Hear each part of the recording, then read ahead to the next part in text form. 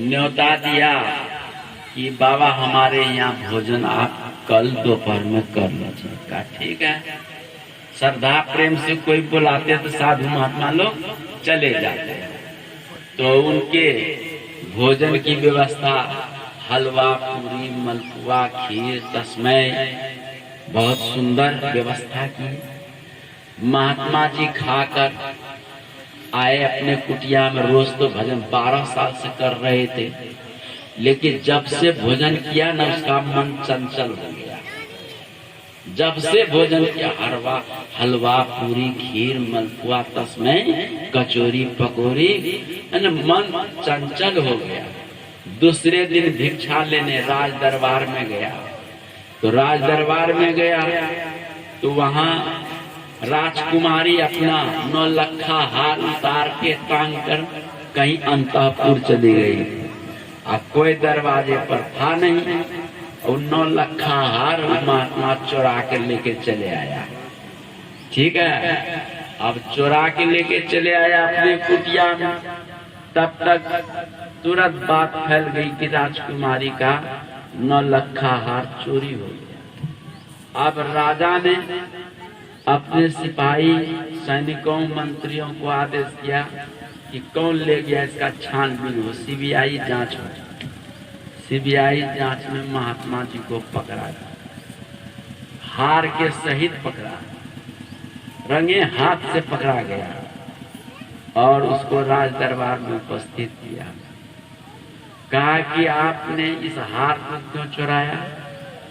कहा महाराज मैं 12 साल से कुटिया में ध्यान पूजा भक्ति करता हूँ, लेकिन जब से वो खीर हलवा पूरी मलपुआ खाया हूँ मन में चोरी की बुद्धि हो गई है और किसका मैं पाऊं जो चुरा के लेके चला जाऊं। ये हमको लगता है मेरा दोष नहीं, ये अन्न का ही सारा दोष करामत है। राजा बड़ा बुद्धिमान था कि सही कह रहा है। उस सोनार को सिपाही भिजवा कर बुलाया। दरवाजे पर वो सोनार भी खड़ा हो गया। कहा कि बताओ ये बाबा को हलवा पूरी मलपुआ खीर कचौरी खिलाने से जब से खाया है बाबा चंचल है, रात भर ध्यान नहीं किया, सोया भी नहीं बाबा, और सुबह दरवाजे पर आया भिक्षा लेने, इसने माला चुरा के लेके चला गया। ये चोरी बुद्धि क्यों हुई? सच सच बताओ, वो हलवा पूरी खीर मलपुआ किस पैसे से बनाए थे? अब राजा के पास तो आदमी झूठ कैसे बोलेगा। कहा महाराज एक सेठ मेरे पास गहना बनाने लाए थे, तो क्या हुआ? कहा कि उस गहना सोना में से हम सोना निकालकर उसमें कुछ पित्तल मिलाकर गहना बनाकर उसको दे दिए। जो सोना वो चुरा करके हम जो रख लिए उसी सोना को बेच करके हम जो चीनी दूध आटा मैदा लाए और वही हम सोचे कि इतना तो पाप हो ही गया, थोड़ा अपना पाप भी कटा ले। पाप कटाने के ख्याल से ये बाबा को हमने भोजन कराया। देख लो जैसा अन्न वैसा बात को समझे।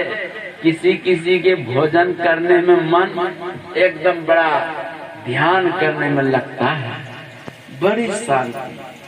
किसी किसी के घर भोजन करो तो मन चंचल हो उठता है, भजन में भी मन नहीं लगता है। इसका मतलब है कोई न कोई अन्न का दोष है। इसलिए अन्न भी खाओ तो जांच पड़ताल करके खाओ। लिखा वकील का अन्न नहीं खाना चाहिए, वेश्या का अन्न नहीं खाना चाहिए, राजा का अन्न नहीं खाना चाहिए और सोनार का भी अन्न नहीं खाना चाहिए। ये शास्त्र में लिखा है। क्यों भाई? कहा कि इन लोगों के जो धन है ना अनीति से आता है। राजा युधिष्ठिर यज्ञ किया उस यज्ञ में तमाम ऋषि मुनि संत महात्मा पधारे, घंटा नहीं बजा।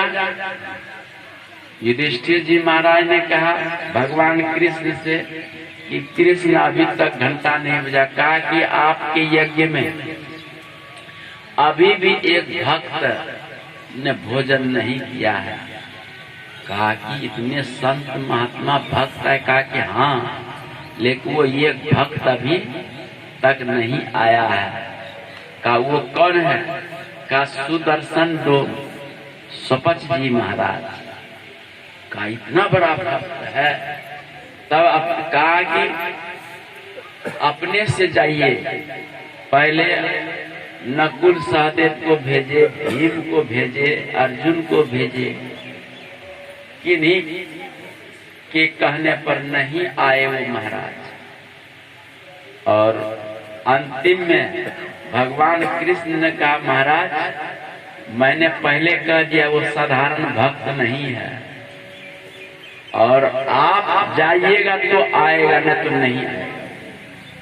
तब युधिष्ठिर और खुद महारानी द्रौपदी दोनों पैदल नंगे पांव से वहां पहुंचे हैं और विनती किए हैं, प्रार्थना किए, भगवान मेरे यज्ञ में आप चलकर भोजन ग्रहण करें। तो उस भक्त ने क्या कहा कि राजन, कहते तो ठीक हो, लेकिन राजाओं का अन्न दूषित होता है, राजाओं का अन्न खाना अच्छा नहीं है, इसीलिए मुझे जाना उचित नहीं। तो युधिष्ठिर जी महाराज बड़ा नम्र थे, हाथ जोड़ के कहा महाराज आपने ठीक कहा, राजाओं का अन्न दूषित ही होता है, क्योंकि कर वगैरह लेता है ना प्रजा से, तो दूषित न हुआ, बिना कमाई का धन न। उसी कर का नाम आजकल इनकम टैक्स जो ले रहे हैं, उसी टैक्स से तो राजा मैंने सरकार का काम चलता है। बिजली लगाना, रोड बनाना आदि आदि जो अन्य काम होता है वो टैक्स से होता है और किसी से नहीं होता।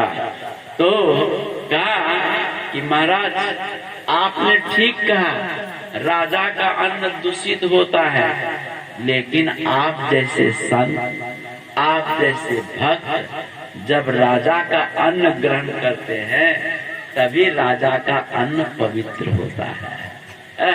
इतनी बात सुनते ही भक्त तो थे एकदम पिघल गए, कहा कि ठीक है चलो चलते हैं।